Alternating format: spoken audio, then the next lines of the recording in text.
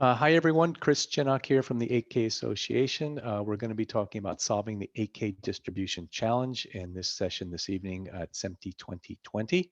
This session is sponsored by the 8K Association at the SMPTE conference. The 8K Association is dedicated to education of professionals as well as consumers. We have a consumer-facing site now as well, discover8k.com.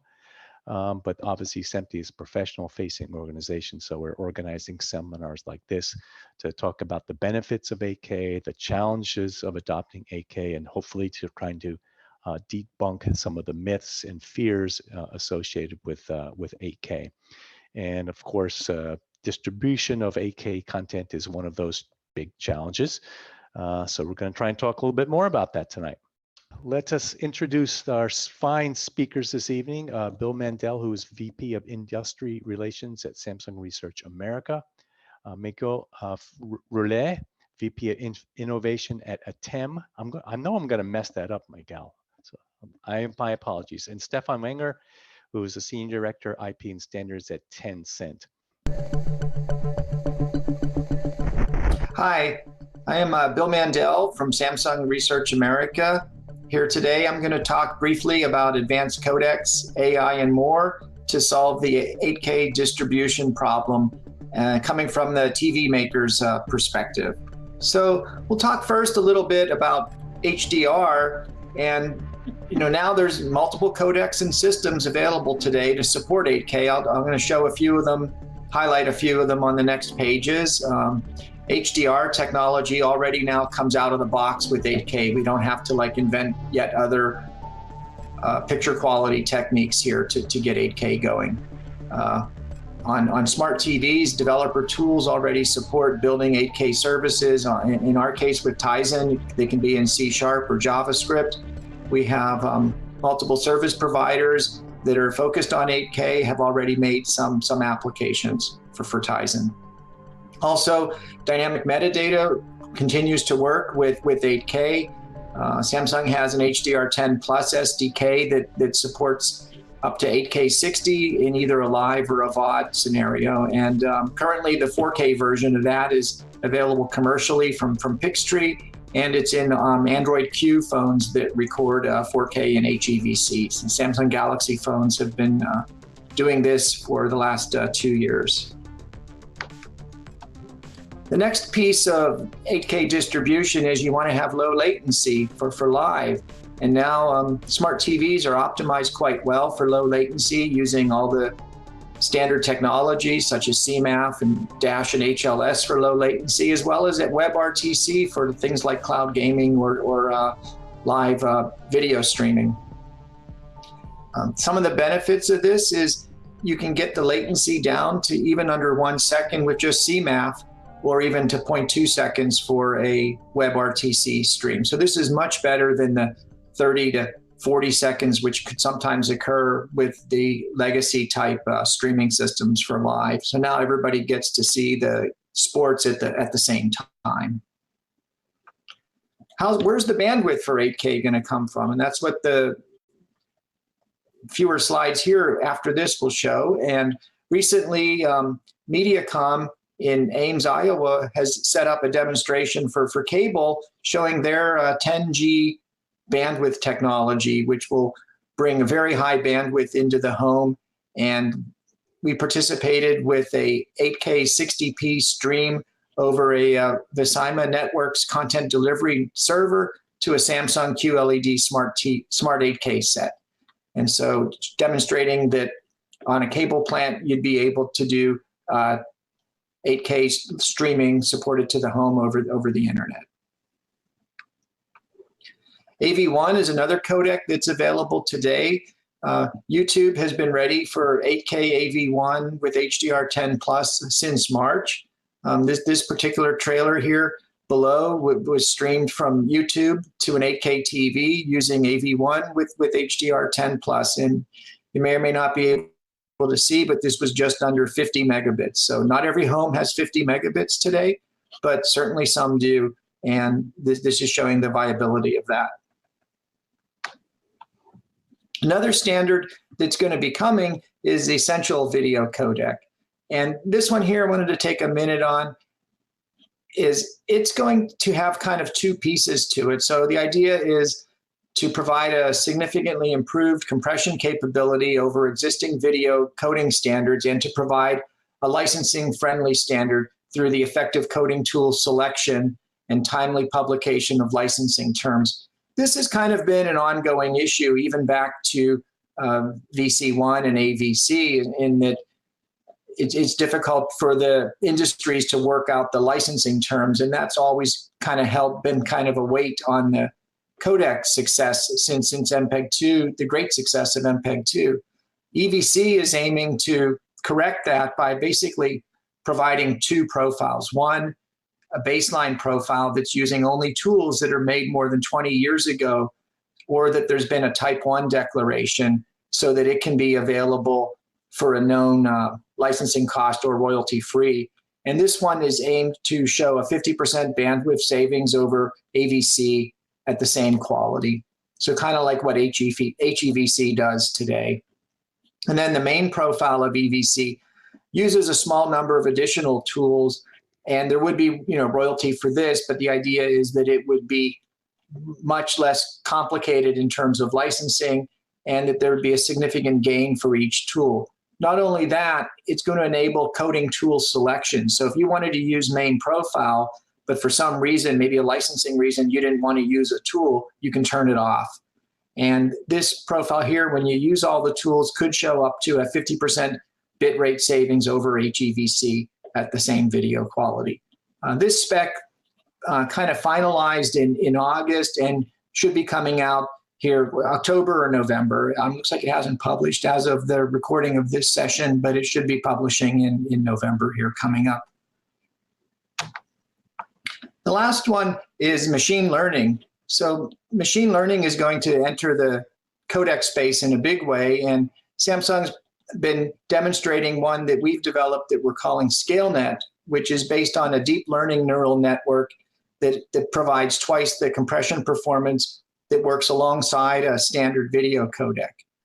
Contents with ScaleNet down conversion are compatible with legacy TV and gets a 2x resolution increase on a compatible TV. So the way this works is if you look at the image here on the bottom, you put in a high resolution image and there's a ScaleNet neural network that will then reduce the image size by generally 2:1, but also 3:2. 3:2 is needed, for example, when you go from high definition to 720p.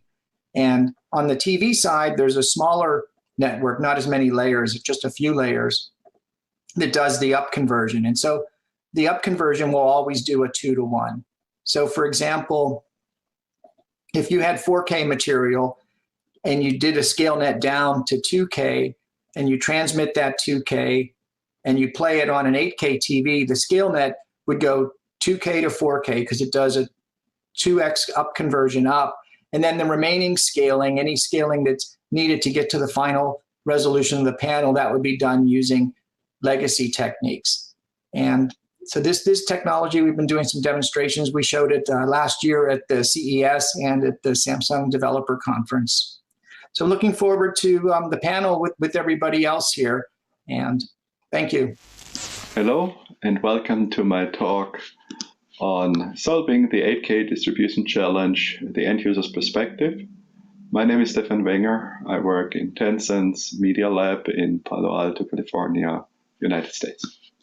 First, this talk is about standards for 8K video distribution to end users. The reason why I talk about standards is that interoperability and appless, or at least plug-in free playback is important in order to make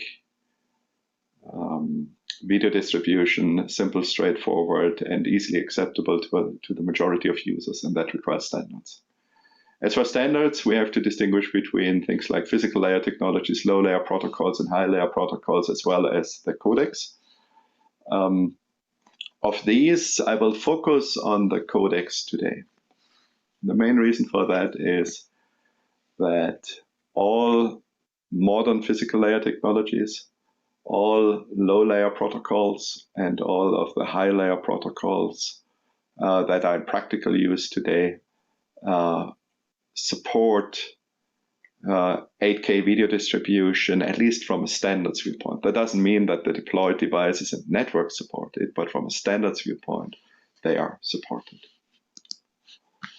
What do end users care about? They care a lot about that the technology just works. They don't necessarily like apps. They certainly don't like plugins. They want to basically switch on their device, navigate to the content they want to see, press the play button, and it should work. Similarly, they want to record. They don't care how it is recorded, except maybe for quality versus storage demand slider. They want to record it, they want to upload it, and they want to be able to see it on all their devices. So both plug and play and the availability of contents on all platforms from mobile to big screen TV is important, and that implies the use of standards. They care about cost. They care about video quality, but not as much as I, as a video compression guy, would like. In particular, whether the PSNR is 42 or 48 dB, they don't care, really. As long as the quality is good enough, for whatever good enough is, what they see from professional TV today, they are happy. End users also generally do not care about standards committees, personnel doing the standards, the supporting companies, their ideologies, royalty-free, open source. They don't care about this stuff. I mean, there may be subgroups of the consumer base who do, but the vast majority doesn't care. They just want to see stuff to work. And that includes codec licensing cost, which is such a big topic in the community, in our community here.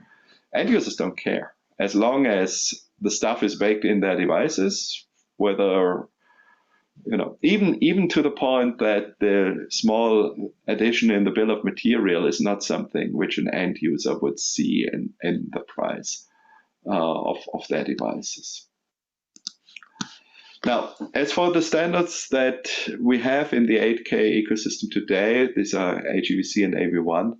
I don't really have to say a lot about those. I believe you are all very familiar with them. HEVC is a 2013 generation standards. AV1 came a little bit later. They are in the same ballpark when it comes to performance. They are in the same ballpark when it comes to complexity, and the complexity there is such that software encoding and decoding for 4K devices, for 4K displays, is not an issue anymore. And for 8K, it will not be an issue in a few years from now. HEVC doesn't include scalability in the profiles that are deployed. AV1 does. That may become important in the migration path from 4K to 8K, depending on what the operators choose to deploy in their networks. The protocols and the codec support is all there except for HEVC. But whether that will be deployed or whether the operators stay with a monolithic video coding approach, that remains to be seen. I don't know. As for the newer stuff, 2020 stuff, there's of course VVC. Again, I'm pretty sure I don't have to explain a lot what VVC is. VVC is now published as ITO recommendation 266. You can download it from the website. The ISO publication is in progress. We see first silicon. We have a good understanding of the decoder complexity, and the most cited word there is it's about twice of what HEVC is. The encoder complexity is a little bit more murky. It's quite high, but high-end PCs can encode 4K resolution today without much trouble. For the higher resolution content, the coding efficiency gain is about 50%, factor of 2. And that means that when you have a 4K HEVC encoded stream and you want to migrate to an 8K VVC stream, you only need to double your bitrate. And that is not that much, considering that the access network bandwidth is also increasing quite rapidly. Not as quickly as storage and CPU performance, but it's still pretty fast. I expect VVC to be widely deployed 2020 the earliest, 2022 the earliest, because the lead time is quite high. VVC was developed with broad industry participation. There's very little of not invented here syndrome, should be very little of that with the deploying companies. The licensing situation is currently unknown. A lot of people are working very hard in places like MCIF to try to make that story more convincing than it was during HEVC at the same time. Whether we will be successful, I don't know. But it is certainly not as grim as it was at the same time in the life cycle for HEVC. Then there's EVC, essential video coding, mp4 essential video coding. That started because certain people in MPEG believed that when you limit the contributor base to only a handful of companies, then the licensing situation should become easier because only a handful of companies need to agree to license their IP towards that technology. Whether this theory holds in the short term or in the long term remains to be seen. But I will note that the players that created AVC are among the largest and most active companies in video codec standardization today. EVC, there is initial support announced in Silicon, not by everyone, but by certain players. The technical properties are roughly comparable to VVC. It's a little bit less powerful, it's a little bit less complex, but it's in the same ballpark. It doesn't include scalability support. And EVC includes two profiles. The baseline profile is designed to be royalty-free by relying only on old technologies or technologies pledged to be licensed under royalty-free terms. The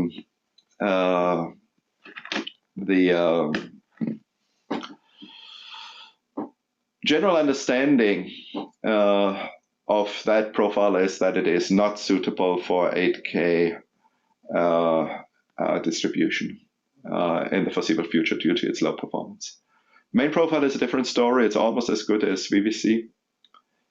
And the proponent companies agreed to disclose their royalty, the maximum royalties, the latest in 2022. Whether that is sufficient for marketplace adoption remains to be seen. And there's an exotic thing called LCEVC. It's exotic mostly because it specifies not a full video codec, but only an enhancement layer. This enhancement layer can be decoded at very low complexity according to the proponent, so low that even for higher resolutions, it can be decoded in real time in the embedded processors of the chipsets and in software. Whether that is something that works for 8K resolution, I'm personally skeptical, but I don't know for sure. The encoder complexity, as far as I understand, can be quite high. There are people talking about AI-based encoding and whatnot, and that's certainly not something which you want to do on your home PC for recording a video like this one here. But for professional use, it may be a viable choice. It's inherently a scalable codec, and that may help the 4K to 8K upgrade path challenge. Whether it actually performs well enough to warrant deployment is a bit disputed in the industry. There are voices from people not known to be affiliated with Vinova, with the company that created that codec, who say it's quite good and certainly worth a few bits that need to be spent for this enhancement layer. There are other people who say we don't see a difference and it's useless. And I'm not a video quality expert. My personal view is that truth is probably somewhere in the middle between these two extremes. To conclude, the end users don't really care about the codec wars that we have. They care only about that the technology works for them, is widely deployed, is heterogeneous enough that it can work on any device they own. HEVC and AV1 are good enough for 8K. They are both deployed. They have comparatively low implementation costs and reasonable performance. That's why they are in every device today. I don't expect that to change during for many, many years. VVC could be just the right thing for 8K distribution to end users in the next few years, once critical mass of VVC deployment has happened. EVC, I think it depends on whether VVC is successful. If it is, then EVC is out. Otherwise, it may have a chance. All this is helped a lot by all these codecs being roughly similar, to the point that many of the chipsets that are announced today support all 4 of them, or at least 3 of them. With EVC, it's a little bit question. And you can enable and disable the codecs by firmware changes. And then finally, LCEVC is an add-on to all these other codecs. So it's not really falling in the same category. And whether or not it will have success, my guess is as good as yours. I'm personally a little bit skeptical, mostly because it came from a single company, and single company technologies have it harder in the marketplace than broad industry consensus standards. On the other hand, there are people I highly respect who say it's good stuff. So maybe I'm a little bit too pessimistic there. All 3, I don't believe, will be out there before 2022. That concludes my talk. Thank you very much. I will present the work we are doing at Ateme. So it's 8K encoder perspective. So we are an encoding company, and I will give you some early results that we are having on VVC implementation. So I am VP Innovation at Ateme, and I am Mickael Raulet. So I will start by an introduction. I will discuss 8K broadcast scenarios, so the one we are targeting. So we are targeting live here. We will do a codec analysis that can do the job, and then we will speak about experimental study that we are already running at Ateme, and I will conclude the presentation. So today, as of today, we have 4K. The 4K status is 148 UHD channel that has been deployed. So 55 are linear, 25 are purely OTT, but there is an issue with the HEVC licensing that is slowing down the current deployment. What is the status on 8K? So we have the Tokyo Olympics that was supposed to be in 8K. So we'll have them in a year from now. The only experimental services that have been launched are SES and NHK, but there are already plenty of TVs that have been shipped in 2020, and 75% of them are in China. But the required bandwidth is upper than 50 megabits per second, so it's quite high at the moment. So we believe that HEVC is not the right codec for 8K delivery. So if we look at on the resolution side, just to give a bit of feedback on the increase of resolution with the increase of bitrate. So if we go from a quarter HD to half HD, we have a multiplication by almost 4 in terms of bitrate. But as soon as we increase the resolution of the picture, it is not coming proof.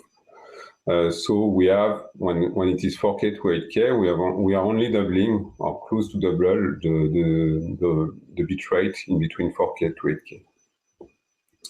So it's not exactly 4 times the bitrate. So we are looking at different scenarios just to to see whether we can deliver 8K today with HEVC.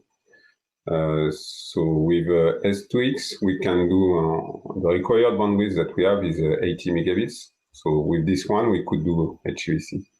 But when we go to the DVB-T2 or ATSC 3.2, then we only have 35 megabits available. So then we cannot do many things with HEVC as of today.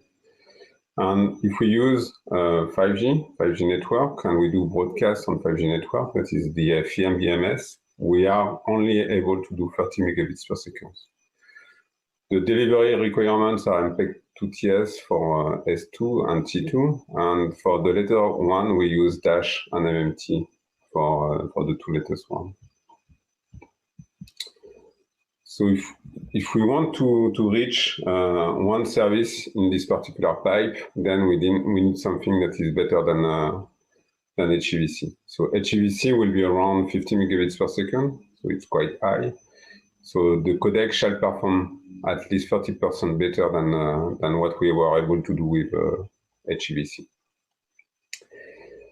So the codec in general shall still support MPEG-2TS because there are still deployments in MPEG-2TS or dash delivery, OTT delivery with dash. So there are two codecs that seems to be eligible. So here I put the three of them. So everyone is the codec that is royalty free coming from the Alliance. EVC and VVC are coming from MPEG, and VVC is coming also from Ateme. So VVC is TS capable, dash capable, and we have a gain of 40% over HEVC. So this one is a good candidate. EVC is TS capable, dash capable, and we have an improvement of 30%. And when we look at AV1, it's not sufficient. So it's only 15% improvement on top of HEVC, and it's only dash capable. So we think then that one of the two, VVC or EVC, can meet the requirements that we are looking for the next 8K deployments. So we check VVC and EVC performance. We look at the literature. We look also by ourselves by conducting some additional experiments. As a second step, we investigate how VVC perform using a toolbox subset. So we check whether we can remove some of the tools and get a similar performance.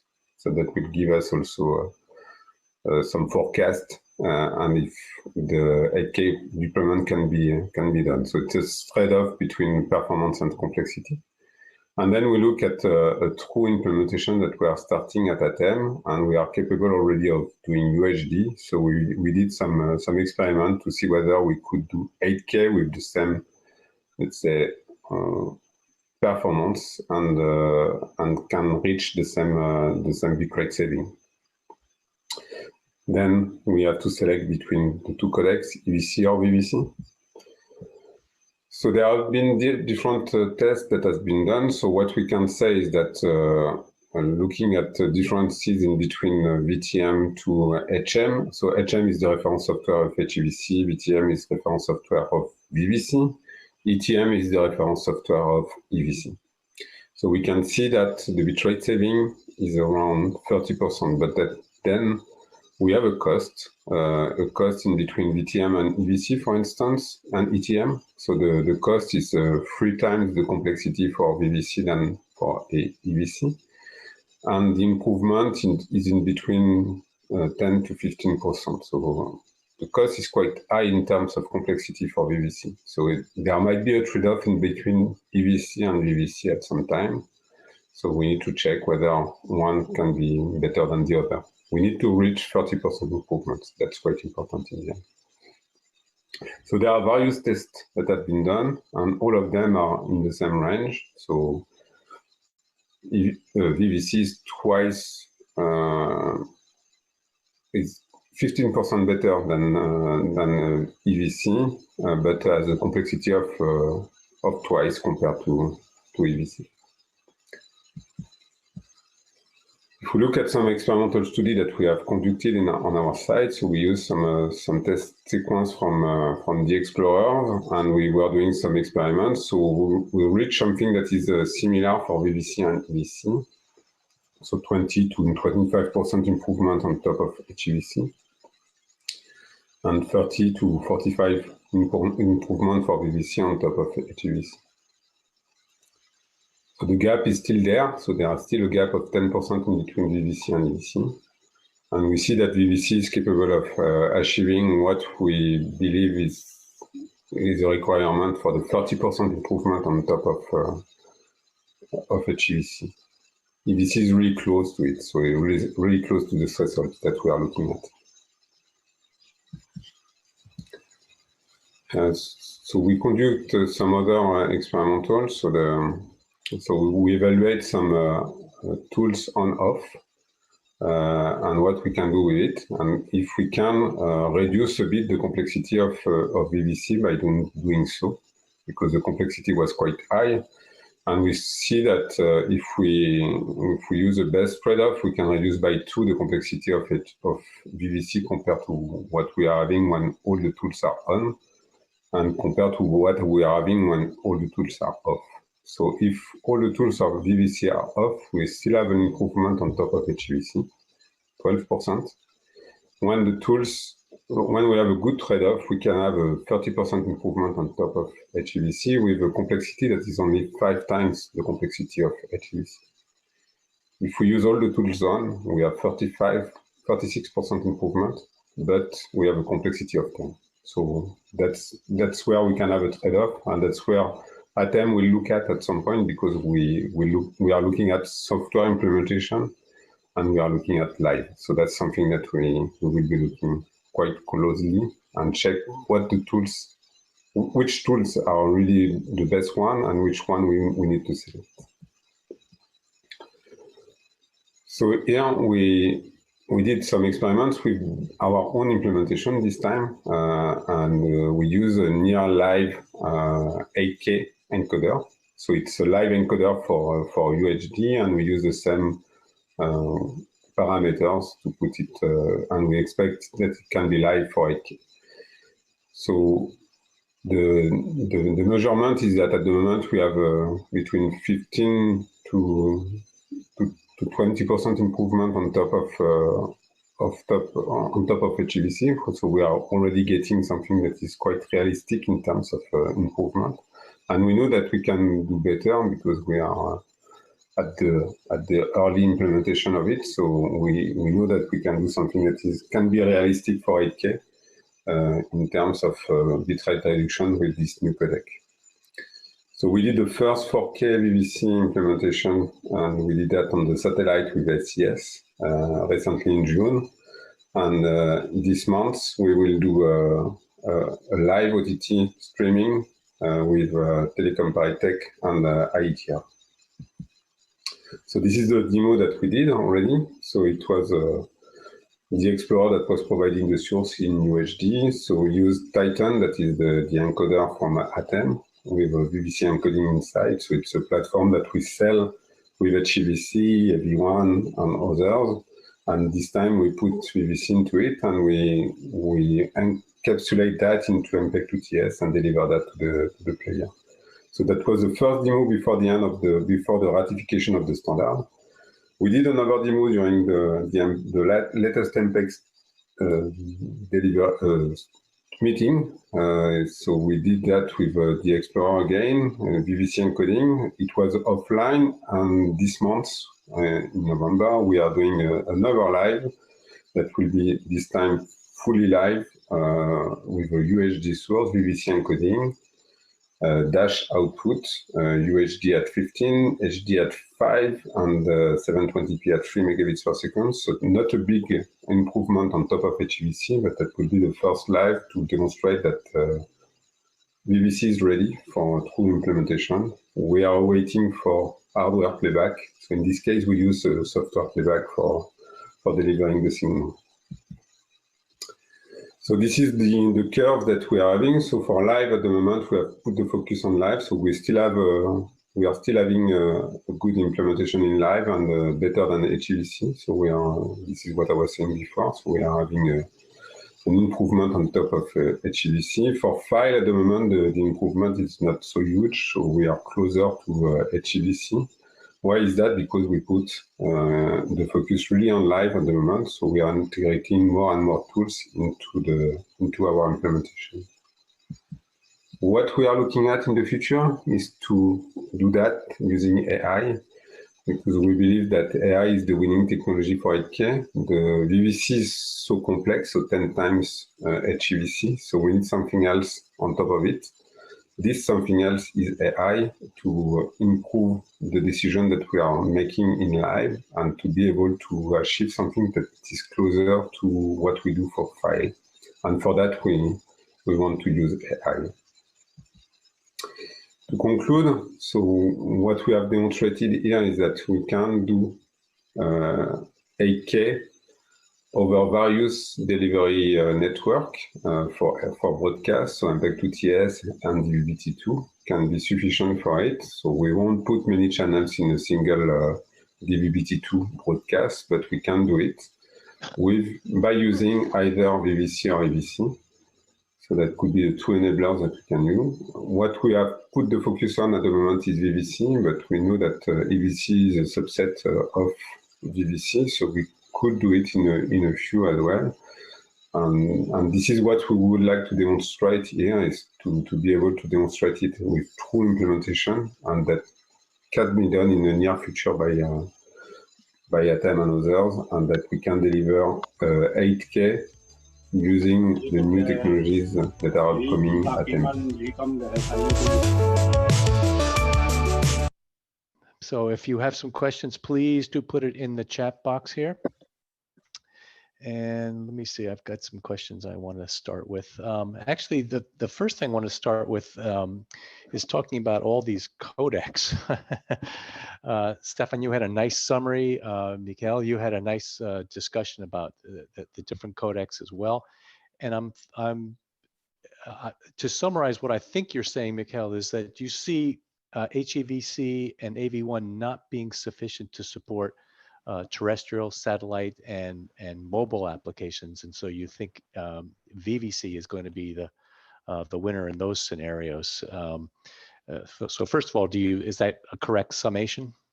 Yeah, that's correct. So at the moment, this is what I foresee. We can compare what Thierry was saying before, is that he was saying that we need to down sample the signal to be able to upsample it in the end. I really think at least either EVC or VVC will be the codec for 8K if we want to deliver it live and on a medium that has a reasonable size at some point. And we are not increasing the size of the medium except for OTT, but not for live broadcast, I would say.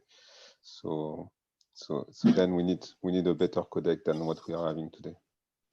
So I actually, Stephan, I'd like to get your opinion on the live application. Which codec do you think is going to be most viable there? And Thierry, I also want to bring you in on this too, because I'm sure you have a good opinion on that. But Stephan, what's your thought on the live? Yeah, that's a hard one. So I'm personally believe that if we're waiting a little bit longer, the compression ratios that we see today, which I generally agree with Mickael's 30-35% number there in a practical implementation today. Whether that's the last word, you know, the bitstream syntax is good for more. There's no question about that. Whether it's good enough to squeeze a decent 8K 30 or 8K 60 video into something like 28 megabits per second. For HEVC, that's for VVC, that's not a problem. For HEVC, yeah, it may be right at the codec breaking point. I will say that AV1 may be a little bit closer there to the sweet spot, though.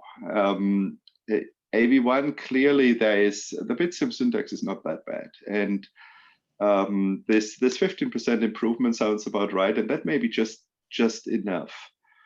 I agree with Mickael that AV1 has the issue with currently underspecified mp2 transport stream implementation, but that's not a conceptual problem. That's more a standardization committee turf war problem. And you know, if there were a market, the Alliance for Open Media has done things like the RTP payload format for both VP9 and AV1 in-house without involving the relevant standardization body, which is the ITF. They could do the same thing for mp2. I don't see there a conceptual problem. So I would say it's not likely that for live we'll get decent quality with HEVC very soon, until we have a lot more processing power in the HEVC encoders. For AV1, I think we have a chance, but I wholeheartedly also agree that for VVC we can do things basically today, yeah, and for EVC probably as well. So those two are probably more suited, better suited for live streaming of native 8K content. Now for all this 4K and fancy upscaling stuff, that's a completely different story. Yeah, we'll come back to that. Terry, do you want to weigh in on the live solution here? Yes, this is a subject dear to my heart. So as I always say, we don't need a better compression than HEVC. We need better licensing term than HEVC. So I love those research and do standards and do PSNR, VMAF and all those things. I would love to see the same comparison on the licensing terms. I can only say one thing: if the industry is not moving into a better situation than HEVC, VVC, and both EVC will be irrelevant, and will be forced to do AV2.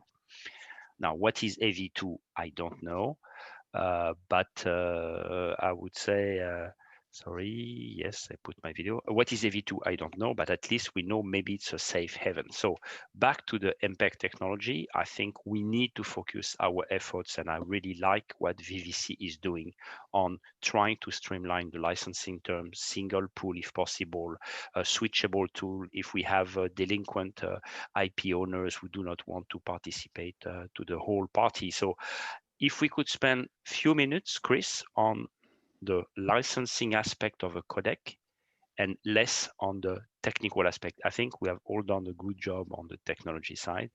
We didn't start the real conversation besides VVC on the licensing terms. Well, that's true.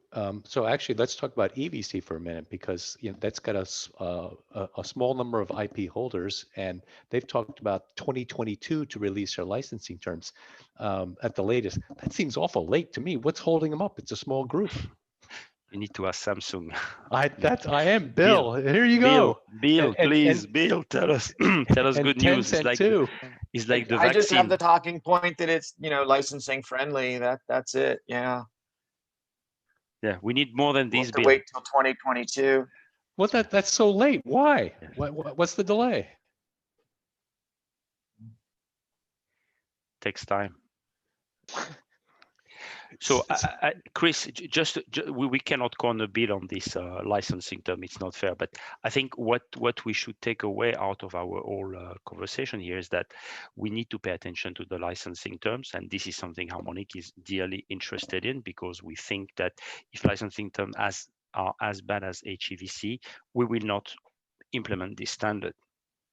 There will be TV sets somewhere waiting for some feeds, but so we need to pay attention to those aspects. That would be my personal contribution to the conversation. Okay. Well, Stephan, you're part of the EVC pool. Well, we are playing every game in town at Tencent, right? We are a member of the Alliance of Open Media and very active there. We are one of the 4 major companies that created EVC. And we are also, I think, third largest or so contributor count company for the VVC pool. So we're playing every game in town. Yeah. Now, part of the reason why we are playing every game in town is precisely this licensing stuff. Yeah, we are also a quite big distributor of video over in China, and we want to have options. Now,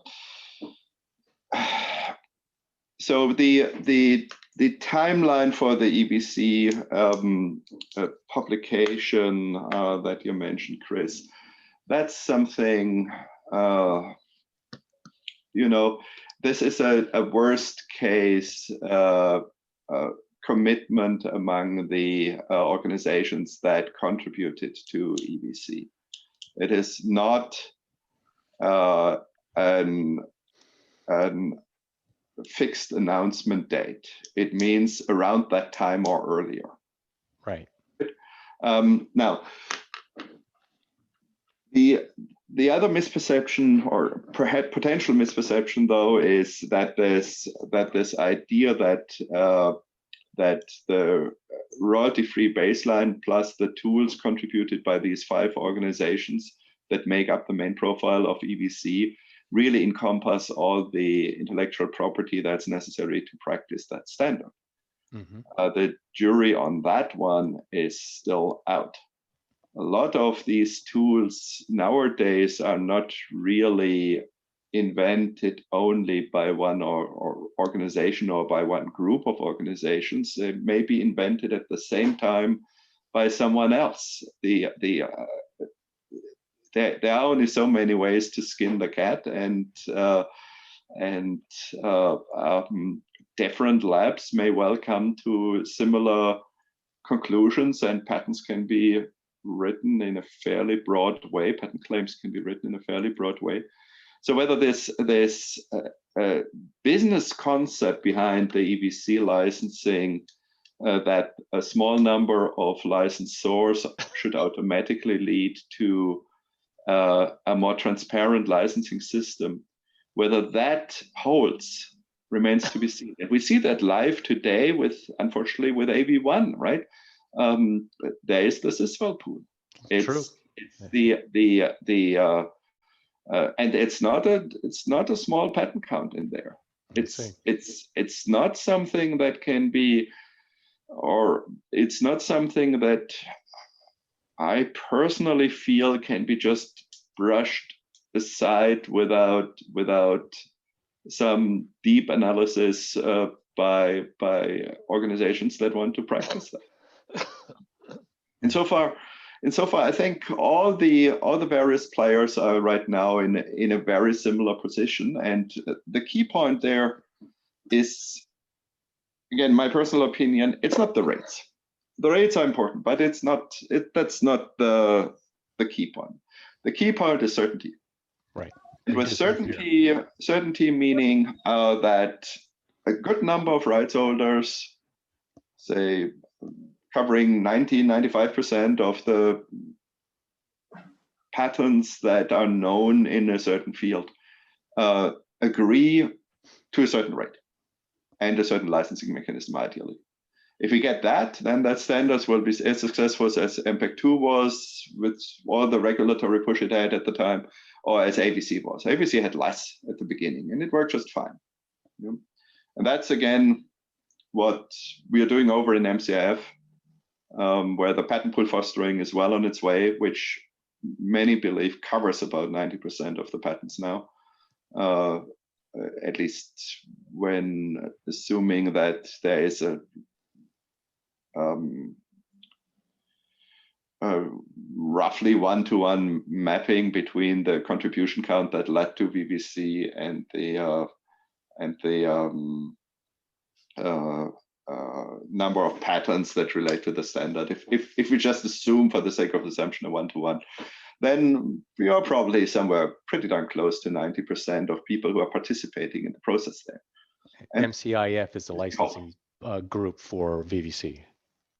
MCIF is an industry consortium, just like the 8K organization, which has put together a program that has brought together large number, more than 50 companies at the same table and listen to pool administrators on what their vision is for a license in order to try to come up with a joint recommendation which single pool administrator should be chosen by those companies to start a licensing program. I see. Okay. I can put the webpage in the chat here. Okay. And people can do their own research if they don't know that. I see. Yet. Okay, thank you. Actually, I see a comment from Dennis Crespo here also asking about HDMI 1. It does not add secondary compression. That's an uncompressed interface. So we're worrying about no, that's not true. Anything over 4K 60 is compressed by 3:1 or 4:1 ratio by FRC, which is the compression that is added to HDMI 2.1 to get. That's DSC, isn't it? Yeah. So, but is anyone anything using getting DSC? to 8K, yeah, well, the Xbox and PS5 are. They just got released. So I mean, ここにあるアルファ君もできなくはないんだけど。So there is secondary compression at 8K, especially if you're pushing refresh rates beyond 60 hertz. There is a 4K pushing refresh rates beyond 60 hertz as well.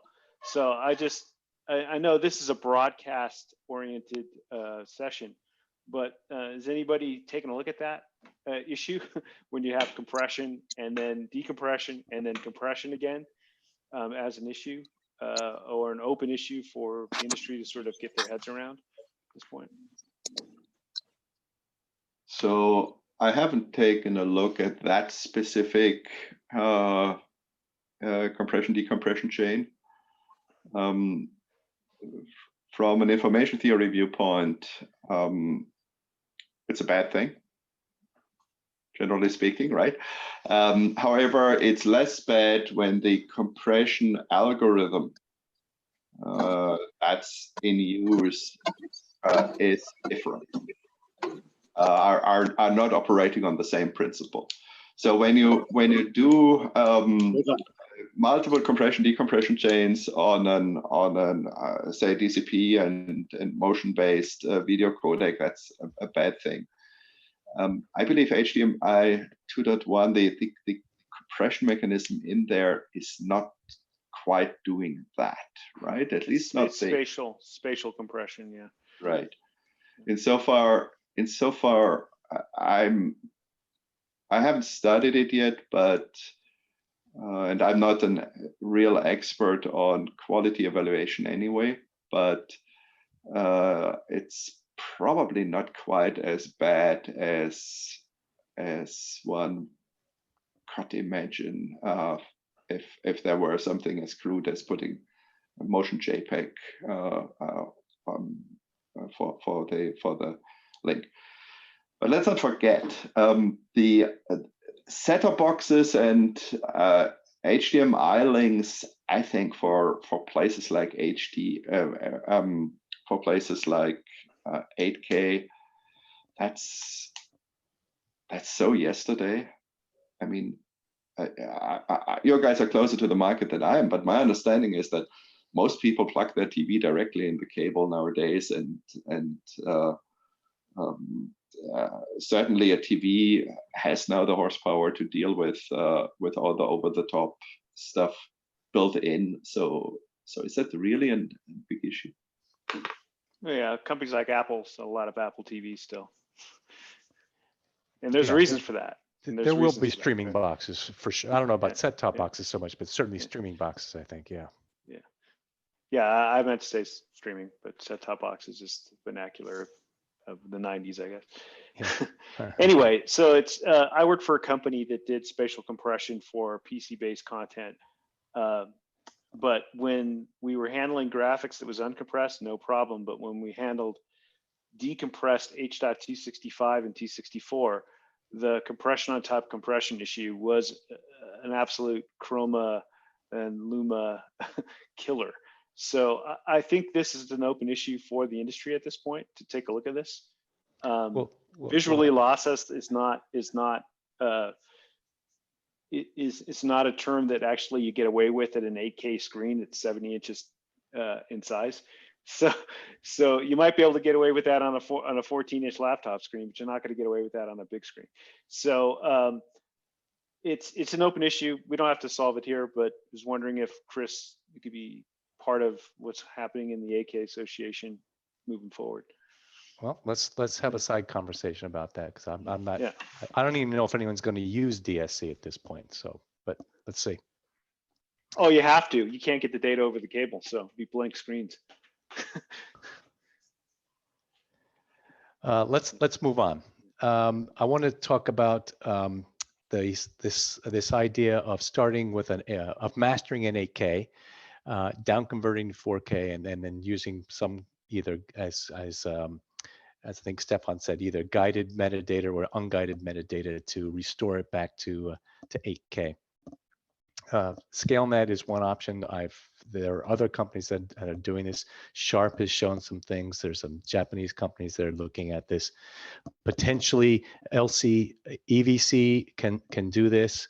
SVC was another codec that theoretically could have done this. So I just wanted to ask the panel what they think about this option here. And maybe Bill, I'll start with you because you've been a little quiet so far. Sure. Yeah, I remember when I first saw a demonstration of the ScaleNet. I went to this meeting and I said, Bill, we're going to show you this, and blah, blah, blah, blah, blah. I was like, oh, meeting's over. This doesn't work, you know.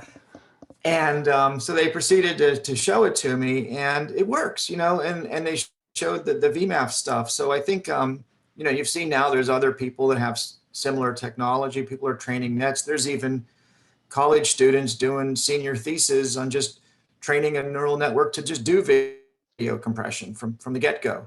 So, and at 8K, yes, on a 70, 80, 90-inch screen, I'm sure you can see stuff, and I'm looking forward to the day we can have, you know, an 8K Onyx screen or something and nitpick it.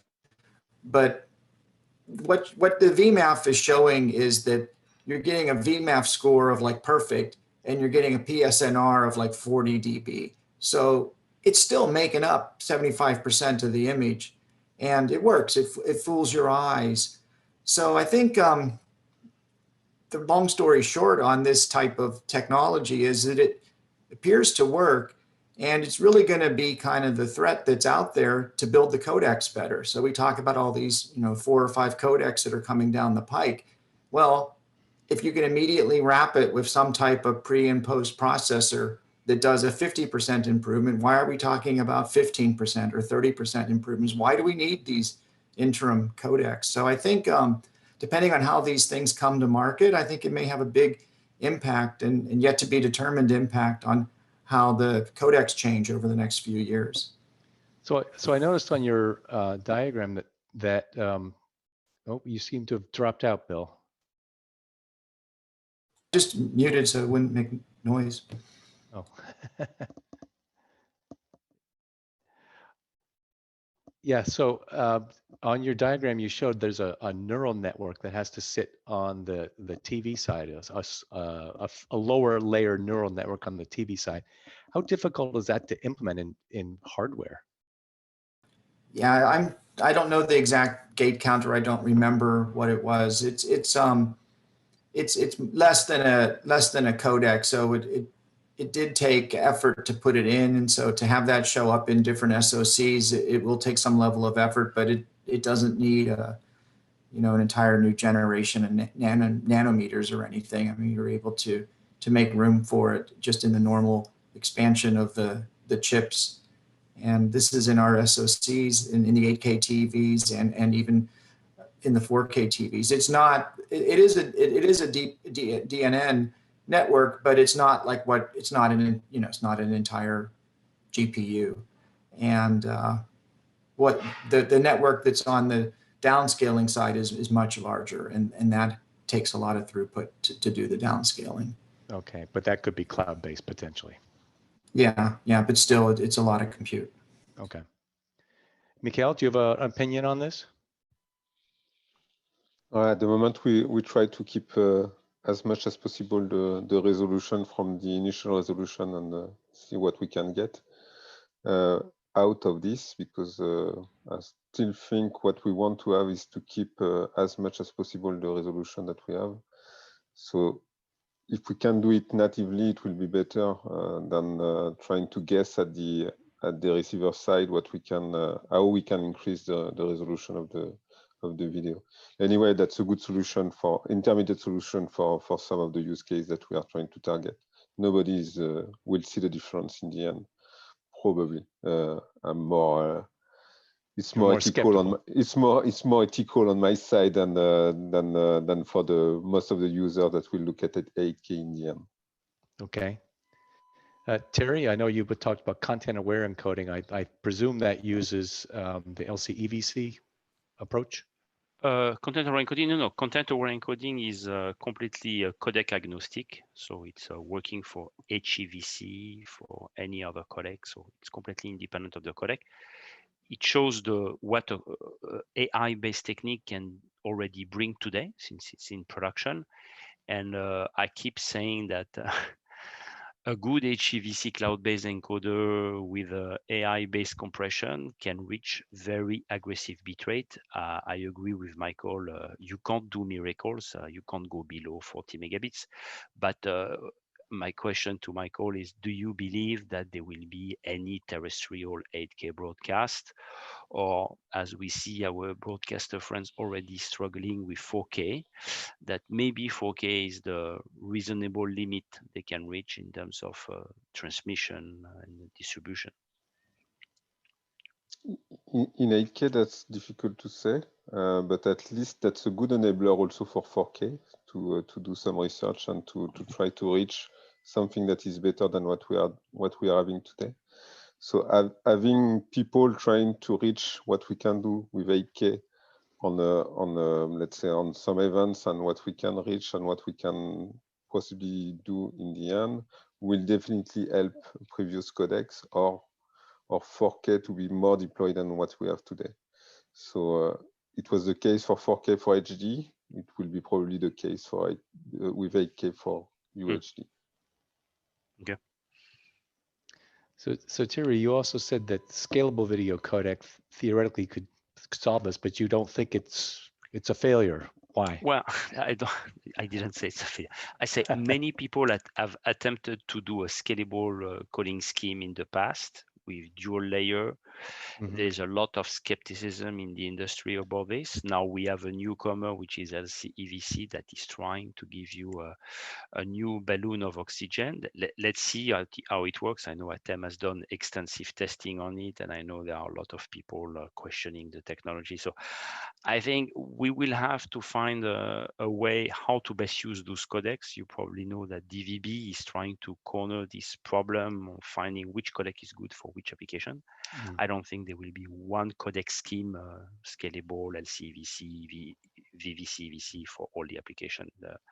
You know that AV1 is already voted by the SVOD companies. And you tell them, how about soccer encoding? They say, no, this is not part of the spec. We don't do that. So that's interesting feedback. But I think we will have to live in the multi-codec world.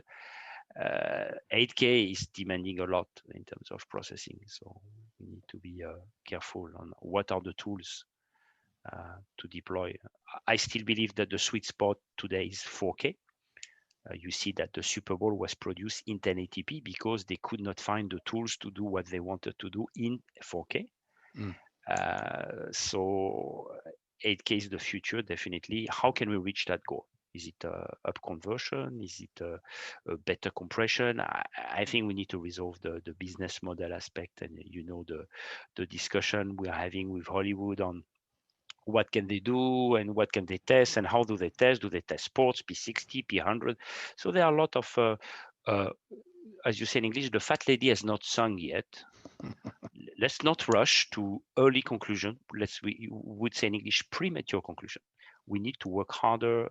Codec is one aspect, but I'm looking also at Brazil, who are looking at a scalable codec for 4K terrestrial and additional layer on OTT. maybe this is a good way to balance the traffic between the different networks. And for that, we need definitely a modern codec to do that. We can't use the existing solution, especially on terrestrial. The bits are costing a lot. Mm. Stephan, do you want to weigh in on this? Yeah, I do. I'm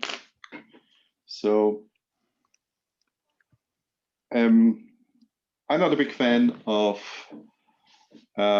solutions generally supported by only one company.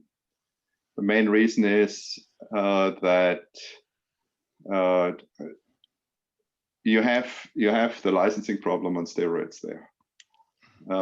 Either that one company, most organizations who come up with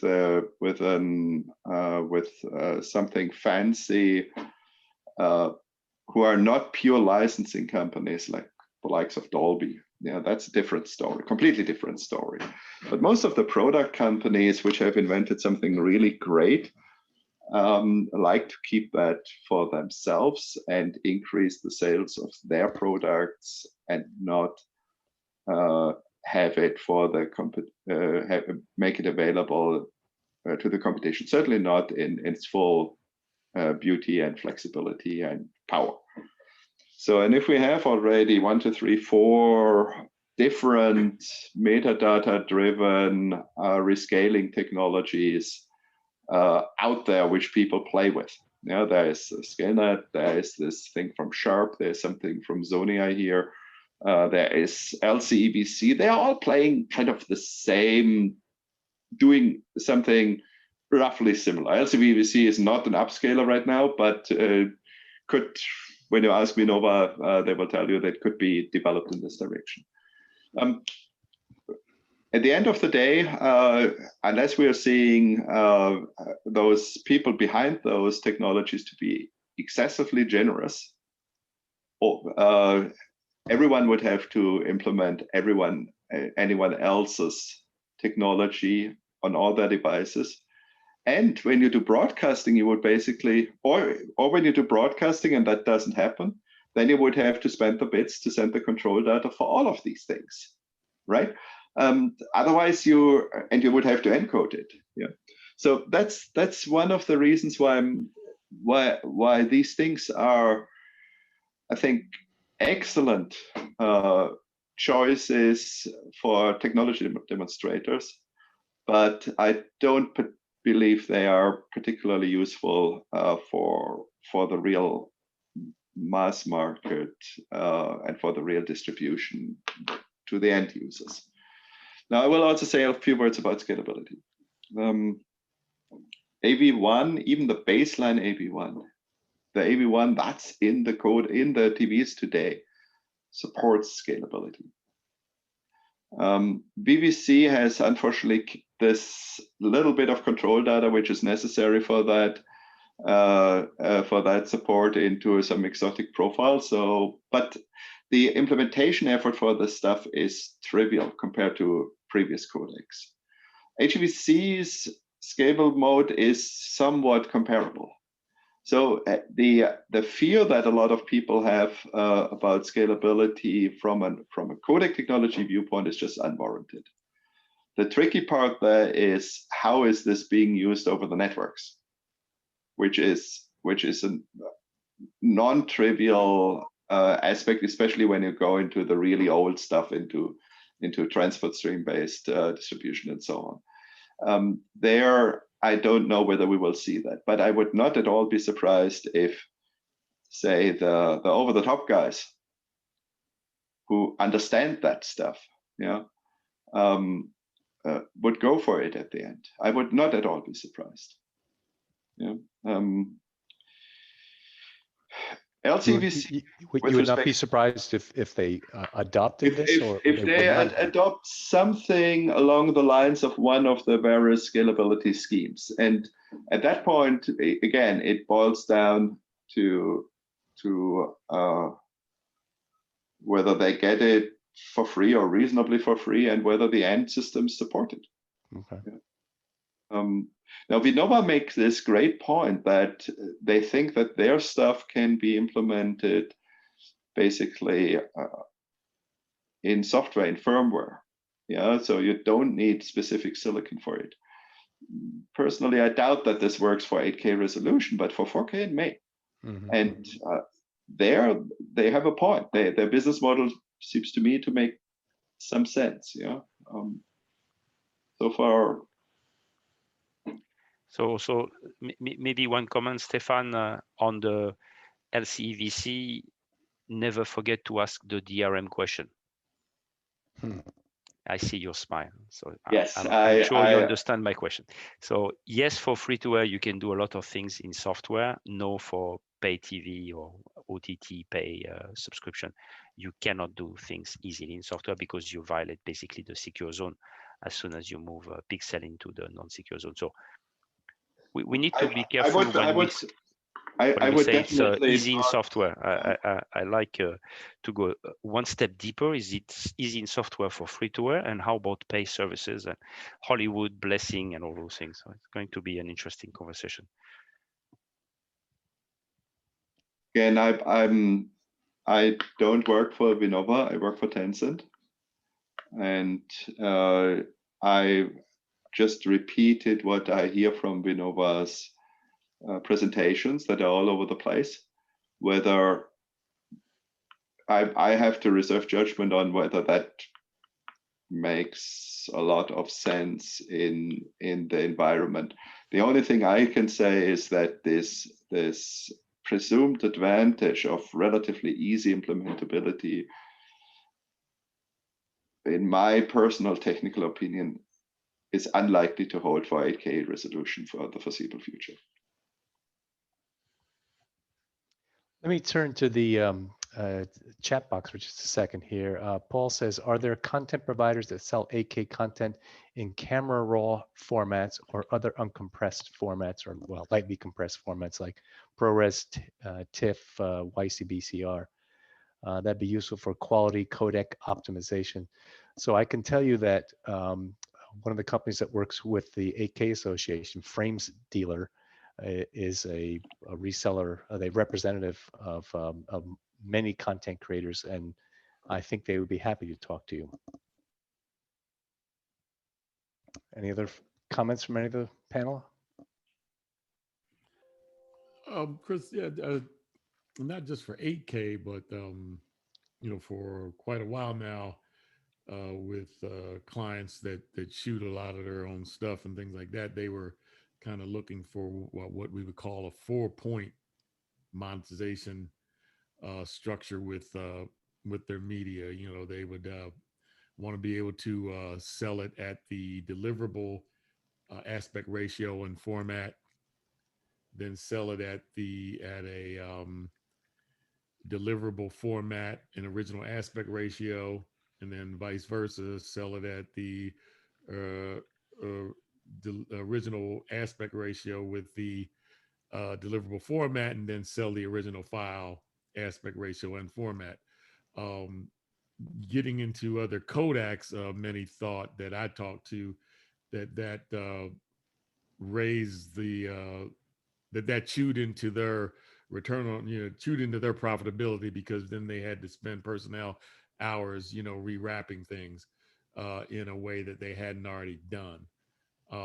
But I would imagine with 8K, you know, that 4-point of monetization would probably expand because you could do so many more things with it than, you know, you could at 2 and 4K. I would, you know, just because of the amount of pixels that you have and, you know, all that kind of stuff, good stuff. Yeah. Well, that's a question for the content creator and the licensing company, whoever that may be, I think. Exactly. Yep. And then Tony says, Stefan, thanks for sharing. I noticed there are over 70% of the 4 million 8K TVs will be sold in China. So that codec. So what codec are they using? And the answer is HEV's default codec on 4K and 8K now in China. Yeah, Mr. Goose comment, thank you very much for making that, is consistent with my understanding. Okay, we just have a couple of minutes left. Are there any other questions from the audience or the panelists you'd like to pose to anyone or the group?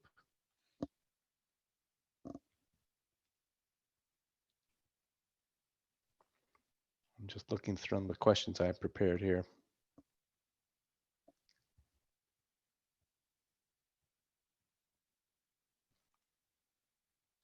Mickael, have you talked about doing an 8K demo with VVC?